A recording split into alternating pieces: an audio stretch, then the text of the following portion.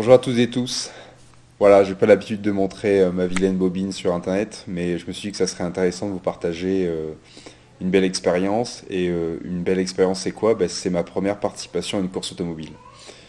Voilà, donc je vous ferai trois petites vidéos, toute la partie avant, la partie préparation également, et puis essai de la voiture, et puis la partie course bien sûr.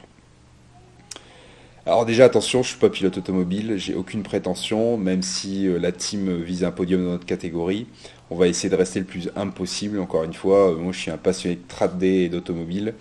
Voilà, certains me prêtent un bon coup de volant, mais encore une fois, on va rester humble. Euh, voilà, je suis là pour apprendre. Alors bien sûr, en tant que passionné, c'est un rêve de participer à une course automobile. Ça serait une première pour moi en auto. La deuxième fois pour un événement sportif, parce que j'ai eu la chance de participer à une course au Mans de karting avec l'aide de Jean-Paul, que je remercie justement. Et voilà, ça va être la deuxième occasion pour moi, cette fois-ci en auto, et c'est pas rien. Je tiens à remercier justement Guillermo, Aurélien au workshop. Guillermo, c'est un peu mon coach, c'est bien sûr un ami maintenant, qui m'accompagne depuis 4 ans sur les circuits quand on se croise en Espagne. Donc un grand merci à lui pour sa confiance, parce qu'encore une fois, sans lui, rien de tout serait possible. Voilà, en fait, dans cette première vidéo, j'aurais voulu vous parler un peu de préparation. Mais avant de faire la préparation, je vais vous reparler quand même un peu de la course. Donc c'est quoi? C'est une course avec une Golf 2 préparée. Je vous détaillerai un peu l'auto plutôt dans la prochaine vidéo.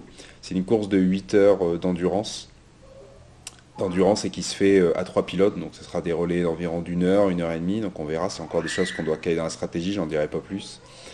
Euh, c'est une course qui va démarrer à 14 heures, qui va se terminer de nuit. Donc ça aussi c'est quelque chose d'assez impressionnant et une première pour moi.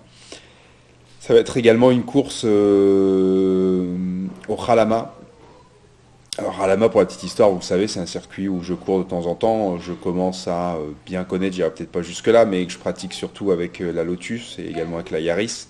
Dans le cadre de la Golf de 150 chevaux, il va falloir forcément revoir ses repères. Alors attention, je ne suis pas en train de dire que ça va être facile, au contraire, puisqu'il va falloir exploiter le châssis de l'auto dans les maximums de ses retranchements.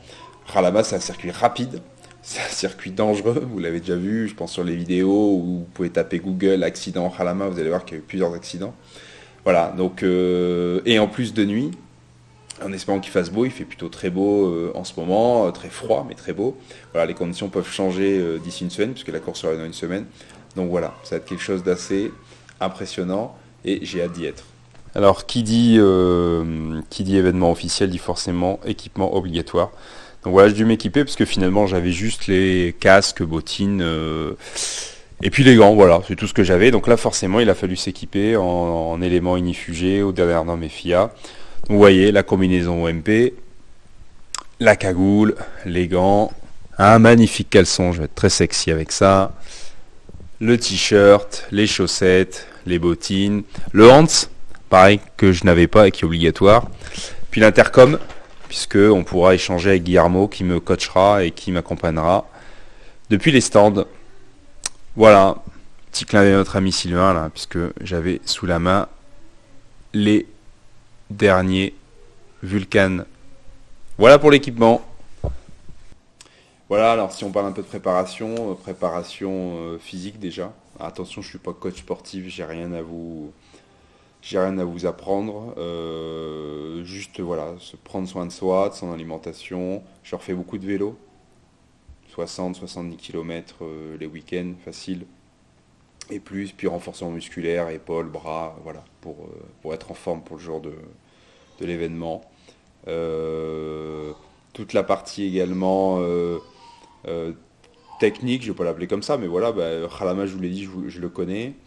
Maintenant, c'est un circuit rapide, je ne le connais pas forcément avec une voiture moins puissante, puis surtout une voiture typée course. Donc voilà, sera entraîné, refaire un peu de de sim racing. Donc voilà, sur Assetto Corsa, faire des tours en boucle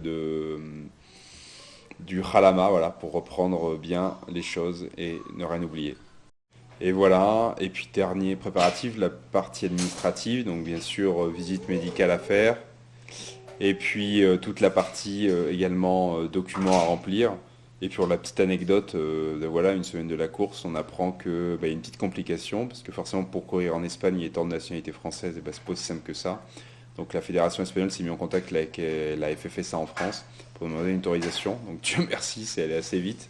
Mais voilà, c'est des petites inquiétudes avant la course, on va le dire comme ça.